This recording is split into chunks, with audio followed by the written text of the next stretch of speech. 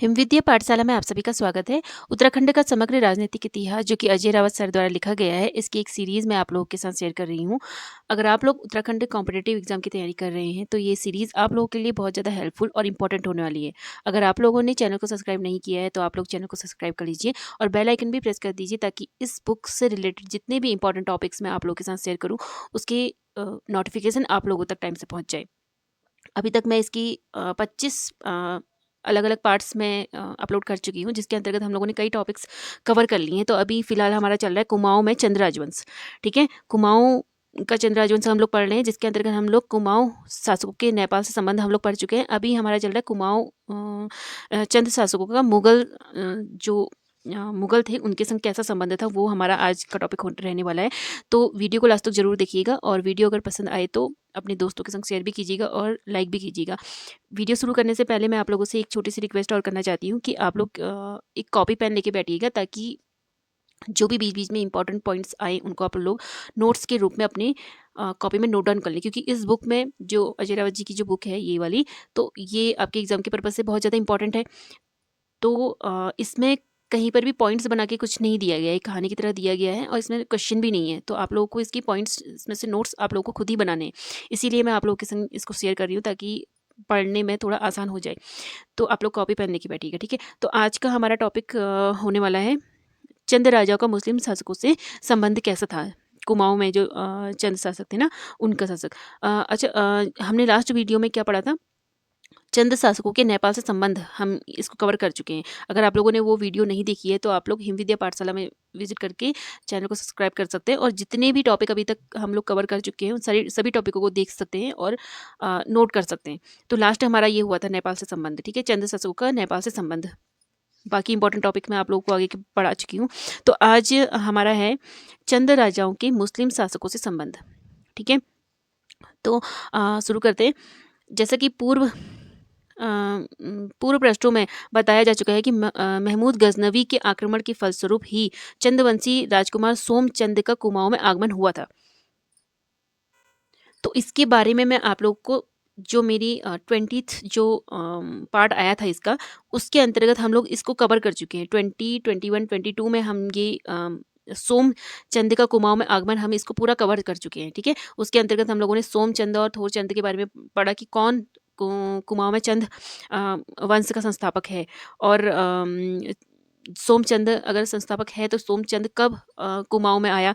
और महमूद गजनवी से ही के समय में, जब महमूद गजनवी ने यहाँ पर भारत में आक्रमण किया था, तो आप लोगों को पता होगा कि महमूद गजनवी ने करीब 17 बार यहाँ पे भारत में आक्रमण किया है, ठीक है। और जब 12वां आक्रमण जब इसने यहाँ पे किया था तो माना जा रहा है कि 12वें आक्रमण के दौरान सोमचंद यहाँ आया था, ठीक है। तो अगर आप लोगों ने वो वीडियो नहीं देखी है तो आप लोग वो वीडियो ज़रूर से देखिएगा, क्योंकि बहुत इंपॉर्टेंट टॉपिक है सोमचंद का कुमाऊं में आगमन। तो आप लोग इसे देख लीजिएगा। तो महमूद गजनवी के बारे के बाद यद्यपि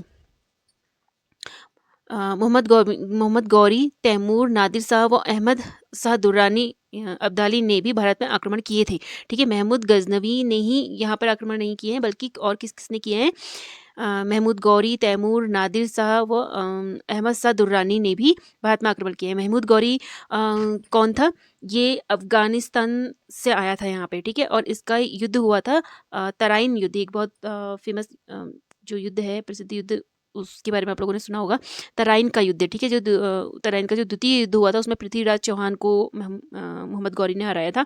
और तैमूर ये मध्य एशिया से आया था। आप लोग अपनी कॉपी में नोट डाउन कर सकते हैं, ये इंडियन हिस्ट्री से रिलेटेड है, तो उसमें भी आपके ये काफ़ी इंपॉर्टेंट हो जाते हैं ये सभी नाम।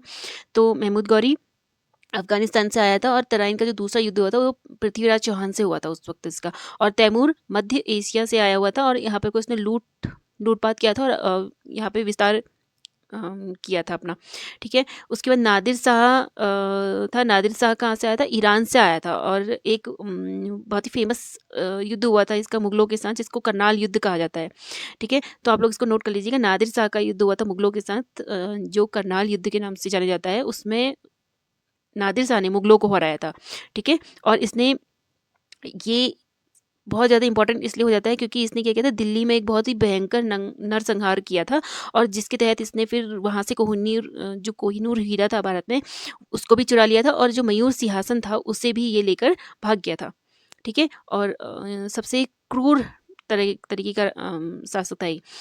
और अहमद शाह दुर्रानी, जिसे अब्दाली भी कहा जाता है, तो इसका युद्ध हुआ था मराठों के साथ, पानीपत का तीसरा युद्ध हुआ था मराठों के साथ, और ये अफगानिस्तान से यहाँ आया था। ठीक है, और ये सभी लोग किस लिए आए थे भारत में? लूटपाट मचाने के लिए, और अपने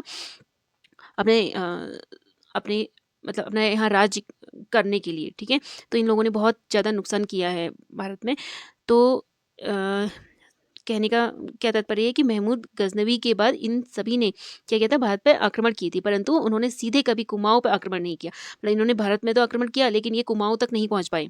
ठीक है, इतना अवश्य था कि उनके क्रूर हमलों से भयभीत होकर देश के मैदानी भागों से लोग भागकर इधर पर्वतों में शरण ले रहे थे। ठीक है, ये बात मैं पहले भी, जब हम लोग कुमाऊं में चंद्र राजवंश को स्टार्ट कर रहे थे, उसमें सोमचंद्र के बारे में जब दिया गया था कि वो कब अ, कुमाऊं में उसका आगमन हुआ, तो उसके दौरान हम लोग इसको कवर पढ़ चुके हैं कि जब भी, मतलब जैसे महमूद गजनवी ने यहाँ पे आक्रमण किया था, तो लोग अब उसने 17 बार आक्रमण किया था, तो काफ़ी भयभीत हो गए थे जो स्थानीय राजा थे उस वक्त भारत में। तो वो सभी भयभीत होकर क्या कर रहे थे, कुछ लोग तो उससे युद्ध कर रहे थे, लेकिन कुछ लोग क्या कर रहे थे, अपनी जान बचाने के लिए, अपनी राज्य को बचाने के लिए वो भाग जा रहे थे, मतलब पलायन कर जा रहे थे। पलायन करके कहाँ आ रहे थे? सीधे उत्तर भारत की तरफ आ रहे थे, जहाँ पर को जैसे पहाड़ी क्षेत्रों की तरफ, पर्वतीय क्षेत्रों की तरफ आ रहे थे।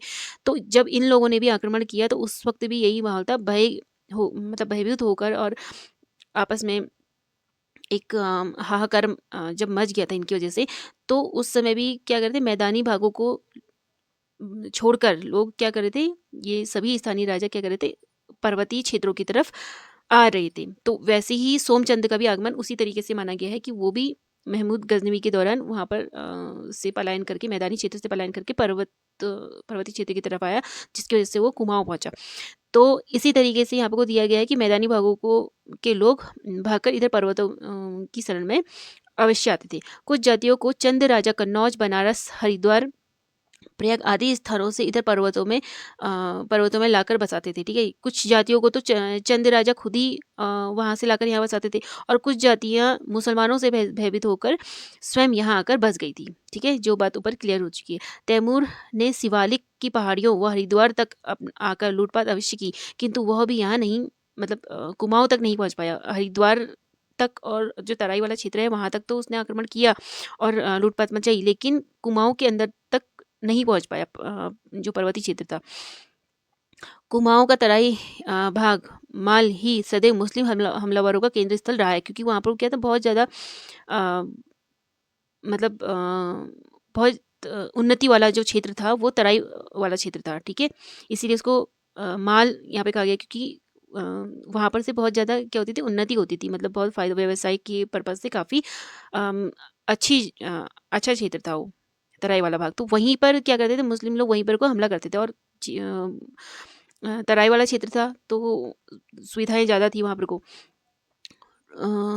रुहेल अवश्य कुमाऊं में हमलावर बनकर पहुंचे थे, मतलब रुहेल जो थे वो कुमाऊं में हमलावर बनकर पहुंचे तो थे, लेकिन उन्होंने बहुत कम समय तक ही वहाँ पर को रहे थे। कुमाऊं में कहाँ पर को आके रहे थे, ये मैं पिछली वीडियो में आप लोगों को बता चुकी हूँ कि इन लोगों ने कहाँ पर को अल्मोड़ा पे अपना कुछ टाइम के लिए क्या किया था, अल्मोड़ा को अपने अधीन कर लिया था। अगर आप लोगों ने वो वीडियो नहीं देखी है तो आप लोग ज़रूर उसे देखिएगा। तो उसमें हम क्लियर कर चुके थे कि जब क्या हुआ था कि जब कल्याण चंद्र से युद्ध के दौरान, जब कल्याण चंद्र से जब रोहिलों का युद्ध हो रहा था, तो जो कल्याण चंद्र की जो सैनिक थी, सेना जो थी वो भाग गई थी, और कल्याण चंद्र भी भाग गया था। उस वजह से रोहिल उनका पीछा करते करते अल्मोड़ा तक पहुंच गए थे। ठीक है, तो उसके बाद उन लोगों ने वहाँ पर का अधिकार अपना बना लिया था अल्मोड़ा में, और वहाँ पर को बहुत ज़्यादा नरसंहार भी किया उन लोगों ने, और लोगों को बहुत ज़्यादा परेशान भी किया, जिस वजह से वो वहाँ के जो हिंदू थे वो क्या कर रहे थे, मुसलमान बन जा रहे थे। तो आज भी ऐसे लोग वहाँ पर को मतलब रहते हैं अल्मोड़ा में। ठीक है, ये हम लोग पिछली वीडियो में पढ़ चुके हैं, आप लोग वहाँ पे देख लीजिएगा। तो रोहेल कौन होते हैं, मैं एक बार आप लोग को और बता देती हूँ कि रोहेल, आप लोगों ने रोहेलखंड नामक नाम सुना होगा। तो ये कहाँ है, उत्तर प्रदेश में। आज का जो उत्तर प्रदेश है वो रोहेल खंड था। तो रोहेलखंड के कुछ जो अभी जो वर्तमान में जो जगह हैं, क्षेत्र हैं, वो उसके अंतर्गत कौन-कौन से क्षेत्र आते हैं, जैसे आपका आ जाता है बरेली आ जाता है, रामपुर, बदायूं और पीलीभीत और ये आपका शाहजहाँपुर और ये एक मुरादाबाद। ठीक है, तो ये वाले जो क्षेत्र हैं ये रुहेलखंड के अंतर्गत आ जाते हैं। तो रोहेली जो थे ये अफ़गान से आए थे, यानी कि पठान समुदाय के थे ये लोग। तो यहाँ पर को आकर इन लोगों ने रोहिला जो सरदार थे वो लोग यहाँ पर को आकर उन लोगों ने लूटपाट की और यहीं पर को वो लोग बस गए थे। ठीक है, यहीं पर को उन लोगों ने शासन किया कुछ टाइम तक का, यानी कि उत्तर प्रदेश का जो एक ऐतिहासिक क्षेत्र था उसको रोहिला पठानों के कारण उसका नाम पड़ा है। तो 18वीं शताब्दी में उन लोगों ने यहाँ पर शासन किया था। ठीक है, इसी वजह से उसे रोहेलखंड कहा जाता है। तो इन्होंने अल्मोड़ा में भी कुछ टाइम के लिए मतलब क्या किया है, वहाँ पर को अधिकार किया है। ठीक है, आगे बढ़ते हैं। कुमाऊं का पहला राजा गरुड़ ज्ञानचंद था। ठीक है, जो सर्वप्रथम दिल्ली के सुल्तान फिरोज शाह तुगलक के पास उसके दरबार में गया था। कुमाऊं का पहला जो हम आगे पढ़ चुके हैं, तो उसे क्या दी थी, गरुड़ की उपाधि दी थी। किसने? फिरोज शाह तुगलक ने दी थी। एटकिंसन महोदय के अनुसार यह सुल्तान या तो मोहम्मद बिन तुगलक था या फिर दौलता खान लोधी था। पर जो भी हो, सुल्तान ने ज्ञानचंद द्वारा प्रस्तुत की गई बहुमूल्य भेंटों से प्रसन्न होकर उसे गरुड़ की उपाधि दी थी। ठीक है, तो ज्ञानचंद क्या करता था, फिरोज शाह तुगलक के जो कुमाऊं के जो राजा थे वो उन लोगों का मुगलों के संग बहुत अच्छे संबंध रहे हैं। किसी किसी मुगल के बहुत अच्छे संबंध रहे हैं, जैसे कि आप ये एक तो ज्ञानचंद हो गया, एक कौन था, एक रुद्रचंद्र था, जिसका रुद्रचंद्र के बारे में हम लोगों ने पढ़ा था, जिसका अकबर के संग बहुत अच्छे संबंध थे। जब बाज पालन का दोनों में बाज पालन की वजह से और शिकार की वजह से दोनों में मित्रता देखी गई थी। तो वो हम लोगों ने पढ़ा था, किसका, रुद्रचंद्र और अकबर के बीच में काफ़ी गहरी मित्रता थी। और फिर उसके बाद हम लोगों ने बाज बहादुर के बारे में पढ़ा था। बाज बहादुर के भी शाहजहाँ के संग उसने काफ़ी अच्छे संबंध बनाए हुए थे। तो कुमाऊं के जो चंद राजा थे उनका मुगल बादशाहों के संग काफ़ी अच्छे संबंध देखे गए हैं। ठीक है, तो यहाँ पर हम लोगों ने ज्ञानचंद के बारे में पढ़ा। तो ज्ञानचंद क्या क्या किया उसने, फिरोज शाह तुगलक के लिए क्या ले गया था, काफ़ी उपहार वगैरह ले गया था, जिसकी वजह से उसने क्या करा, उसको गरुड़ की उपाधि दी थी। ठीक है, तो ये आप लोगों के एग्जाम के पर्पज से काफ़ी इंपॉर्टेंट हो जाता है कि ज्ञानचंद को गरुड़ की उपाधि किसने दी थी, फिरोज शाह तुगलक ने दी थी। ठीक है, तो आगे बढ़ते हैं। एटकिंसन महोदय के अनुसार यह सुल्तान या तो मोहम्मद बिन तुगलक था या फिर दौलता खान लोधी था। जो भी हो, सुल्तान ने ज्ञानचंद द्वारा प्रस्तुत की गई बहुमूल्य भेंटों से प्रसन्न होकर उसे गरुड़ की उपाधि दी थी। ठीक है, ये मैं आपको बता चुकी हूँ कि फिरोज शाह तुगलक ने उसे क्या किया था, गरुड़ की उपाधि दी थी। और इसके साथ ही कुमाऊं का तराई प्रांत भी उसे सौंप दिया था। ठीक है, तो जो कुमाऊं का तराई वाला प्रांत था, जहाँ पर को मैंने आपको बताया ना कि ये जो तराई वाला भाग है उसमें मुस्लिम जो थे वो हर बार वहाँ पे अपना अधिकार जमा लेते थे। क्यों? क्योंकि वहाँ पर वो बहुत उन्नति वाला क्षेत्र था वो। ठीक है, व्यवसाय के पर्पज से और कृषि के पर्पज से काफ़ी उन्नति वाला क्षेत्र था। तो बार बार और चीज़ें भी काफ़ी सरल थी वहाँ पर को। ठीक है, सारी चीज़ें मतलब अवेलेबल थी, मैदानी इलाका था। तो इस वजह से जो मुगल थे वो वहाँ पर को बार बार अपना अधिकार कर लेते थे। लेकिन जो कुमाऊं के शासक थे वो बार बार उसको मुगलों से जो उनका संबंध रहता था, मतलब मित्रता का, वो उसी वजह से रहता था कि तराई वाला क्षेत्र उनके पास आ जाए। तो यहाँ पर भी क्या हुआ था कि तराई वाला क्षेत्र भी उसने उसको सौंप दिया था। किसको? ज्ञानचंद को सौंप दिया था। किंतु शीघ्र ही इस पर संभल के नवाब ने अधिकार कर लिया था, जिसे बाद में पुनः उसे वापस करना पड़ा। ज्ञानचंद की पश्चात माणिक चंद के समय ख्वास कहाँ पर्वतों तक घुसता चला आया और यहाँ कुमाऊं से राजा माणिक चंद ने उसे निर्वाह के लिए कुछ गांव उसे दे दिए थे। ठीक है, दिल्ली के सुल्तान इस्लाम शाह ने संभल के सूबेदार ताज खां को कुमाऊं से ख्वास खां को पकड़वाने के लिए भेजा। ख्वास खां पकड़ा गया और सिरसी के पास उसकी हत्या कर दी गई। आगे बढ़ते हैं। रुद्रचंद्र के पश्चात लक्ष्मीचंद्र ने मुगल बादशाहों से अपनी मैत्री संबंध स्थापित किए। रुद्रचंद्र के बाद, ठीक है, लक्ष्मीचंद्र ने मुगल बादशाहों से अपनी मैत्री के संबंध स्थापित किए। ठीक है, उसके समकालीन मुगल बादशाह कौन थे? अकबर थे और जहांगीर थे। रुद्रचंद्र के समय में तो अकबर के संग उसकी मित्रता थी और लक्ष्मीचंद्र के समय अकबर और जहांगीर दोनों ही थे। लक्ष्मीचंद्र गढ़ नरेश के राज्य में तो बार बार आक्रमण करता था, किंतु मुगल बादशाहों सदृश सशक्त विदेशियों के सम्मुख भीगी बिल्ली बनकर रहता था। ठीक है, यानी कि क्या कहा जा रहा है कि गढ़ नरेश कौन है? गढ़वाल में तो वो काफ़ी क्या करता था, आक्रमण करता रहता था बार बार, लेकिन मुगलों के संग उसने बहुत अच्छे संबंध बनाए हुए थे और उनके सामने एकदम भीगी बिल्ली जैसा रहता था लक्ष्मीचंद। और इसी वजह से उसको लखुली बिराली भी कहा जाता है। ठीक है, तो ऐसा कहा जाता है कि इसने बार-बार मतलब इसके पीछे एक और कहानी है कि बार-बार गढ़वाल नरेशों पे इसने क्या किया था, आक्रमण किया था और हर बार लक्ष्मीचंद बार-बार हार जा रहा था। तो अपने गाँव वालों से एक बार युद्ध में फिर से ये हार गया था, तो अपने गाँव वालों से मुँह छिपाकर ये भागने लगा था। तो इस वजह से इसको गाँव वालों ने क्या करा था, लखुली बिराली नाम दे दिया था। तो ऐसा भी कहा जाता है, ठीक है। तो कहीं पर को आप इस तरह की कहानी भी पढ़ेंगे इसके पीछे लक्ष्मीचंद के बारे में। और मुगलों के सामने भीगी बिल्ली बन के रहता था, तो इस वजह से भी इसको लखुली बिराली कहा जाता है। तो ये दोनों ही तथ्य आप लोगों को मिलेंगे इसके बारे में। तो उपनाम दिया गया था। तो ये भी आप लोगों के मतलब आप लोग नोट कर लीजिए कि लखुली बिराली के नाम से कौन सा चंद नरेश जाना जाता है। तो कौन था वो, लक्ष्मीचंद, ठीक है। अपने ही स्वजाति राजाओं के विरुद्ध अपनी दिग्विजय भी होती थी और अश्वमेध भी, यानी कि अपनी स्वजाति यानी कि अपनी हिंदू जो हिंदू धर्म के लोग होते थे उनसे ही वो युद्ध करता रहता था। लेकिन मुगलों की क्या करता था, हमेशा चाटुकारिता करता था और उनसे अश्वमेध युद्ध भी करता था। बहरहाल उसने मुगल बादशाहों के समक्ष अपनी पैतृक जी हजूरी कायम रखी, ठीक है। तो कहने का मतलब ये यही है कि स्वजाति यानी कि हिंदू जाति और हिंदू धर्म के जितने भी थे, मतलब गढ़वाल में भी हिंदू धर्म के थे और कुमाऊं में भी जो थे जिनके संग इसका युद्ध हुआ था, तो वहाँ पर भी क्या कर रहा था, अपनी ही जाति के लोगों से ये युद्ध कर रहा था और मुगलों का साथ दे रहा था उनके संग युद्ध करने में। तो मुगल बादशाहों के समक्ष अपनी पैतृक जी हुजूरी कायम रखी थी, यानी कि मुगलों के सामने इसकी एक भी मतलब उनकी जी हुजूरी करता रहता था।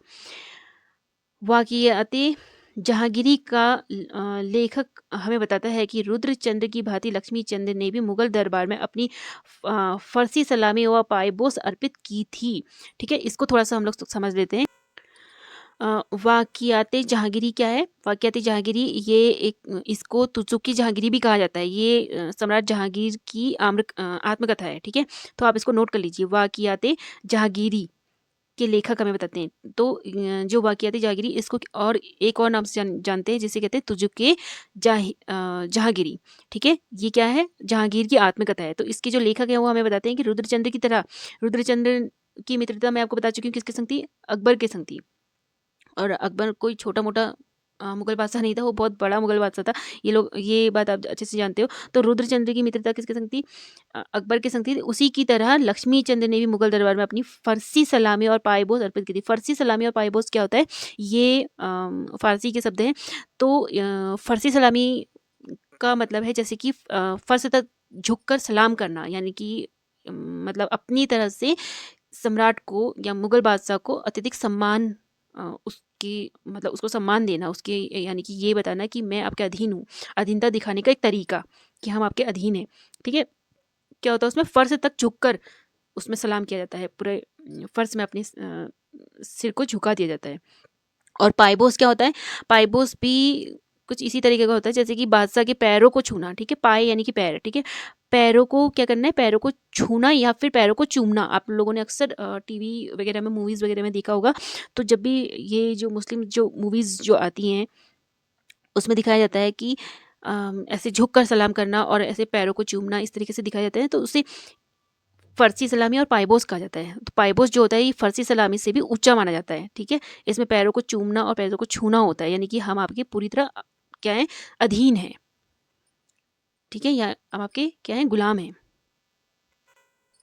ठीक है। तो आगे बढ़ते हैं। क्या कह रहे हैं यहाँ पे को वाक़ियात जहांगीरी के लेखक हमें बताते हैं कि रुद्रचंद की भांति लक्ष्मीचंद ने भी मुगल दरबार में अपनी फरसी सलामी और पायबोस अर्पित की है। तो ये आप इसको नोट कर लीजिएगा दोनों को, ठीक है। फरसी सलामी यानी कि फर्श तक झुककर सलाम करना, उनको अत्यधिक सम्मान देना, और पायबोस भी क्या है? उनका मतलब फरसी सलामी से ज़्यादा ऊँचा माना जाता है कि उनके पैरों को छूना और चूमना, ठीक है, कि हम पूर्णतः आपके अधीन हैं। वह वह अपने साथ अनेक बहुमूल्य व दुर्लभ वस्तुओं और नगद धनराशि भेंट के रूप में ले गया था। कौन? लक्ष्मीचंद, ठीक है। इन्हें भेंटों में गूढ़ नामक उत्कृष्ट पहाड़ी घोड़े, बाज व सिरके, तलवारें व खाड़े खुरके शामिल थी, ठीक है।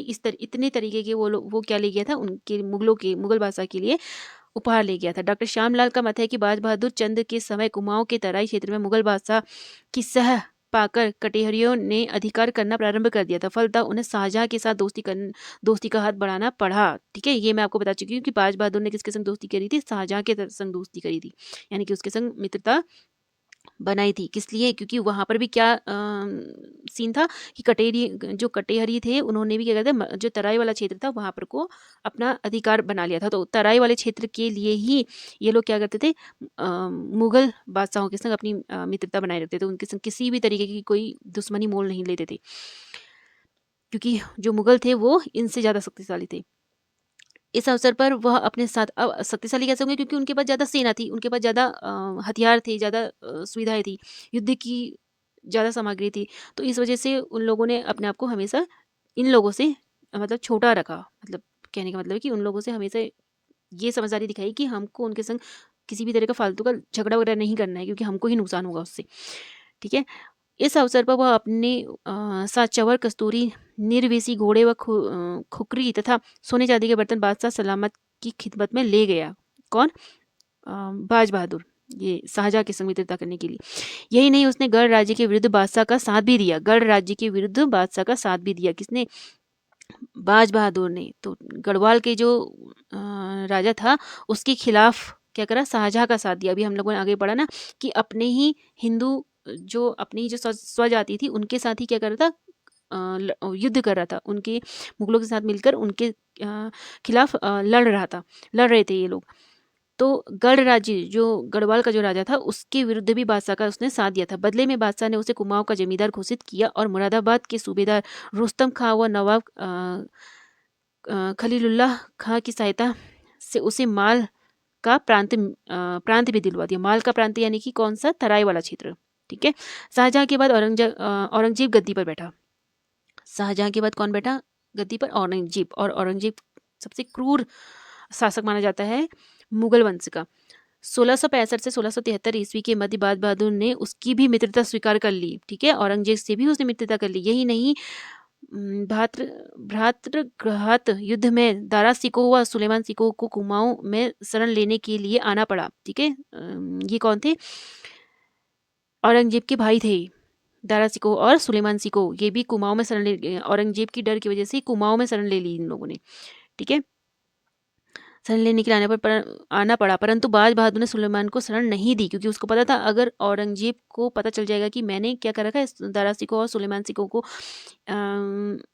अपने मतलब अपने वहाँ शरण दी है, तो वो मुझको भी मार देगा। तो उससे बचने के लिए, उसके संग मित्रता बनाए रखने के लिए उसने ये करा, सुलेमान को अपने वहाँ शरण नहीं दी। फलतः उसे गढ़वाल के राजा के पास जाना पड़ा। और सुलेमान कहाँ चला गया? गढ़वाल के राजा के पास चले गया। बाद में गढ़ नरेश के राजकुमार ने विश्वासघात कर सुलेमान सिकोह को क्या कर दिया? औरंगजेब को सौंप दिया। अब गढ़वाल में गया वो अपनी, पहले कुमाऊं में तो उसको जगह दी नहीं उसने, बाज बहादुर ने, क्योंकि औरंगजेब बहुत ही क्रूर शासक था और उसको पता था कि ये क्या करेगा, मुझको भी मार देगा। तो उसने सुलेमान को अपने वहाँ जगह नहीं दी, तो वो चला गया गढ़वाल। तो गढ़वाल में भी उसको शरण मिल तो गई, लेकिन वहाँ पर को जो विश्वासघाती उसका जो बेटा था उसने क्या बता दिया? उसने औरंगजेब को बता दिया कि सुलेमान सिकोह कहाँ है? यहाँ है। तो औरंगजेब को सौंप दिया गया और फिर दिल्ली बुलाकर उसको भी वहाँ पे को मरवा दिया। ठीक है, आगे बढ़ते हैं। बाज बहादुर के पश्चात जगतचंद ने भी मुगल बादशाह बहादुर शाह के पास बहुमूल्य भेंटें भेजी थी। बाज बहादुर के बाद कौन आया? जगतचंद आया। तो उसने भी मुगल बादशाह के संग दोस्ती करी। कौन था उस समय मुगल बादशाह? बहादुर शाह। ठीक है, और उसके लिए भी क्या करी? बहुमूल्य भेंटें वहाँ पे भेजी गई। बदले में दिल्ली पति शाह आलम बहादुर शाह ने उसके लिए फरमान व खिलत भेजी थी। दिल्ली के सुल्तान एवं मुगल बादशाहों के साथ कुमाऊं के चंद वंशीय राजाओं के संबंधों का पता सिक्कों से चलता है। ठीक है, सिक्कों से पता चलता है उनके बारे में। कुमाऊं में आज भी घर घर, खास तौर पर पुराने मंदिरों में तांबे के सिक्के मिलते हैं। इनमें उत्कीर्ण लिपि पर्सियन है, जो खरोष्टी लिपि की भांति दाएं से बाएं की ओर पढ़ी जाती हैं। डॉक्टर श्यामलाल का मानना है कि चंद राजाओं के अभी तक अपने कोई सिक्के नहीं मिले हैं, यानी कि चंद राजाओं के कोई सिक्के अभी तक नहीं मिले हैं। कुमाऊं में दाम, ढेपुना, टका, रुपया, पैसा आदि प्रचलित रहे होंगे। ठीक है, कुमाऊं के जो उस वक्त चलने वाली जो करेंसी थी वो कौन सी थी? दाम, ढेपुना, टका, रुपया, पैसा आदि प्रचलित रहे होंगे। ठीक है, उस वक्त अलाउद्दीन खिलजी द्वारा प्रचलित जीतल व मुगल शासकों की मोहरें भी यहाँ प्रचार में रही थी। अवध के नवाब मंसूर अली खां के सिक्के यहाँ रोहेलों द्वारा लाए गए थे। मोहम्मद बिन तुगलक के ताम्र सिक्के भी यहाँ मिलते हैं। ठीक है, इनमें जो अग्र भाग पर क्या लिखा हुआ है, मोहम्मद तुगलक, तथा पृष्ठ भाग पर, मतलब आगे वाले भाग पर तो मोहम्मद तुगलक लिखा हुआ है और पीछे वाले भाग पर क्या लिखा है, सिकह जर खेज दर अहद बंद, यानी कि अमीर द्वार मोहम्मद तुगलक। यानी कि कहने का मतलब क्या है इसका, कि ये किस में लिखा है, फारसी भाषा में इसे लिखा गया है कि अमीर शासक मोहम्मद तुगलक के समय जारी किया गया सिक्का। ठीक है, इसका मतलब ये है। तो कुछ इस तरीके का फारसी में लिखा गया है उसके सिक्के में। किसकी बात हो रही है हमारी, मोहम्मद बिन तुगलक के बारे में। ठीक है, आगे बढ़ते हैं। सन 1982 में गंगोली हाट के कालिका मंदिर के पास देवदार वृक्षों के झुरमुट के नीचे एक व्यक्ति को जमीन के अंदर घड़े में 300 तांबे के सिक्के मिले थे। ठीक है, तो ये आप लोग नोट कर लीजिएगा, सन 1982 में गंगोली हाट में, ठीक है, कालिका मंदिर के पास क्या मिले थे, करीब 300 तांबे के सिक्के मिले थे, जिन्हें जिला प्रशासन द्वारा लखनऊ म्यूजियम में रखने हेतु भेज दिया गया था। ये तांबे के सिक्के सभी एक से नहीं थे, कोई बड़ा कोई छोटा था, मोटाई में भी ये काफ़ी बड़े थे, जिसमें जो इनमें जो लिखावट थी वह भी एक सी नहीं थी। इससे प्रतीत होता है कि अलग अलग सुल्तानों द्वारा जारी किए गए थे और रोहेलों द्वारा लाए गए मसूरी सिक्कों के प्रचलन में आ जाने व उसकी लूटपाट से बचने के उद्देश्य से इनके संग्रहकर्ता ने इन्हें जमीन में छिपा दिया था। ठीक है, रोहेलों से बचने के लिए क्या करा था, उसको जमीन पे जमीन के अंदर छुपा दिया था। डॉक्टर श्यामलाल को इनका अध्ययन करने का अवसर मिला। ये दिल्ली के सुल्तान व मुगलों के सिक्के थे। ठीक है, जो 300 सिक्के कहाँ से मिले थे, गंगोली हाट से प्राप्त हुए थे। वो किसके थे, दिल्ली के सुल्तान और मुगलों के सिक्के थे। जब रोहेलों का मुगलों के संग युद्ध हुआ था, लूटपाट हुई थी, तो तब ये रोहेलो द्वारा यहाँ पर को लाई गए थे। लक्ष्मी चंद ने मुनाकुर ताम्रपत्र व जगत चंद के बरम तथा जीझाड़ चंपावत ताम्रपत्रों में रुपया व पैसे का उल्लेख मिलता है, जो निश्चित ही मुगलों के साथ चंदों के संबंधों के प्रतीक हैं। चंदों के राज्य में दिल्ली के सिक्के प्रचलित थे। अतः उपरोक्त समस्त प्रमाणों से ऐसा ज्ञात होता है कि चंद राजाओं के दिल्ली के सुल्तानों व बादशाहों के साथ राजनीतिक संबंध थे और अपने राज्य में उन्हीं की मुद्राओं से लेन देन करते थे। ठीक है, तो यानी कि कहने का मतलब है कि चंदों का अपना मतलब सिक्के उतने प्रचलित नहीं किए थे, वो मुगलों के ही सिक्के कहते लेन देन करते थे। उनके समय में सैनिकों व अन्य राज्य कर्मचारियों को काम के बदले जमीन दी जाती थी, जिससे संबंधित ताम्रपत्र व कागज के पट्टे अभी तक मिलते रहते हैं। नगद लेन देन कम होता था। ठीक है, कुछ सीमावर्ती गांवों में तिब्बती सिक्के भी प्रचलन में रहे होंगे, क्योंकि तिब्बती तांबे के सिक्के भी यत्र तत्र प्राप्त होते हैं। इनका यहाँ प्रचलन भोटिया व सौकाओं का तिब्बत के साथ व्यापार करना रहा था। यानी कि जब भोटिया और सौकाओं के संग मतलब तिब्बत के संग जब व्यापार होता था, तब इन सिक्कों से ही लेना देना आदान मतलब लेन देन किया जाता था। ठीक है, इसी वजह से तिब्बती सिक्के भी यहाँ से प्राप्त हुए हैं। गढ़वाल में अवश्य 3 राजाओं द्वारा सिक्के ढालने का उल्लेख मिलता है। ये 3 राजा कौन कौन से हैं, फतेहपति शाह है, प्रदीप शाह है, प्रद्युमन शाह है। यानी कि इन 3 राजाओं ने क्या किया, सिक्के बनाए हैं अपने। ठीक है, वो भी कौन है, गढ़वाल के हैं। यानी कि कुमाऊं का कोई भी ऐसा राजा नहीं है जिन्होंने खुद के सिक्के बनाए। वो क्या करते थे, जमीन जो जमीन दान दे देते थे या फिर जमीन देते थे, जमीन से ही उनका मतलब लेन देन होता था। मतलब नगद वाला जो था वो कम करते थे, मतलब सिक्कों वाला कम करते थे, और ज़्यादातर उनका मुगलों वाला और तिब्बती सिक्के चलते थे यहाँ पर को। ये मुद्राएं लखनऊ संग्रहालय में रखी हुई हैं और तथा हरि कृष्ण रतुड़ी द्वारा सर्वप्रथम इन्हें प्रकाशित कराए जाने का उल्लेख मिलता है। तो आप लोगों को नोट क्या करना है कि जो गढ़वाल के जो 3 शासक हैं, ठीक है, गढ़वाल के जो नरेश हैं जिन्होंने सिक्के जारी किए थे, उनके नाम क्या है, फतेहपति शाह, प्रदीप शाह और प्रद्युमन शाह। ठीक है, तो ये कौन है, गढ़वाल के हैं जिन्होंने सिक्के डाले हैं। कुमाऊं से कोई प्राप्त नहीं हुआ है। आगे बढ़ते हैं। फतेहपति शाह मुद्रा के पृष्ठ पर मुद्रा लेख बद्रीनाथ कृपया मुद्रा जयति राजते 1757 इस बात की ओर संकेत करता है कि यह मुद्रा बद्रीनाथ मंदिर में चढ़ाने के लिए ढाली गई थी, क्योंकि बद्रीनाथ व केदारनाथ सदृश महान व सर्वोच्च धामों में मुस्लिम शासकों के नामों वाले सिक्के चढ़ाना उचित प्रतीत नहीं रहा होगा। ठीक है, इसीलिए मतलब उस समय मुगलों वाले सिक्के वहाँ पर क्योंकि बहुत माना हुआ मंदिर है बद्रीनाथ और केदारनाथ, एक बहुत बड़ी मतलब बहुत बड़े धामों में शामिल धाम है, तो वहाँ पर को मुगलों के सिक्के चढ़ाने उन लोगों ने उस वक्त उचित नहीं समझा होगा। तो इसीलिए अपने ये वाले मतलब इन सिक्कों का क्या किया होगा उन लोगों ने, इन सिक्कों को बनाया होगा। यही स्थिति अन्य 2 राजाओं के परिप्रेक्ष्य में लागू होती है। तात्पर्य है कि कदाचित गढ़वाल में भी दिल्ली के सिक्के चलते होंगे। यानी कि जो सिक्के प्राप्त हुए हैं वो मंदिर में चढ़ाने के लिए ही प्राप्त हुए हैं। तो गढ़वाल में भी क्या रहा होगा कि जो दिल्ली वाले जो सिक्के हैं, मुगल वाले जो सिक्के हैं, उनका ही प्रचलन वहाँ पे रहा होगा। यानी कि नॉर्मली जो सिक्के किसी चीज़ को खरीदने या व्यापार करते समय जो अपने सिक्के चलाए जाते हैं, वो सिक्के उनके खुद के नहीं थे। उन्होंने जो सिक्के बनाए भी थे 3 राजाओं ने, वो भी किस लिए बनाए थे कि मंदिरों में चढ़ावा चढ़ाने के लिए, ठीक है? केदारनाथ और बद्रीनाथ मंदिरों में चढ़ावा चढ़ाने के लिए उन सिक्कों का निर्माण किया था, ठीक है? तो आज हम लोगों ने कहाँ तक पढ़ा है? चंदों का मुगलों के साथ जो संबंध था, उसके बारे में हम लोगों ने पढ़ा है यहाँ तक। आगे को हम पढ़ेंगे चंदों का प्रशासन पढ़ेंगे, ठीक है? अगली जो वीडियो आएगी चंदों का प्रशासन आएगी, फिर उसमें देखते हैं हम लोग कितना कवर कर पाते हैं। तो वीडियो को लास्ट तक देखने के लिए आप लोगों का बहुत बहुत धन्यवाद। वीडियो अगर आप लोग को पसंद आई हो तो आप लोग अपने दोस्तों के संग जरूर से शेयर कीजिएगा और वीडियो को लाइक जरूर कीजिएगा। और कहाँ से आप लोग ये वीडियो देख रहे हैं, अपनी जगह का नाम भी मेंशन कीजिएगा कमेंट बॉक्स में। आज के लिए बस इतना ही। बहुत बहुत धन्यवाद।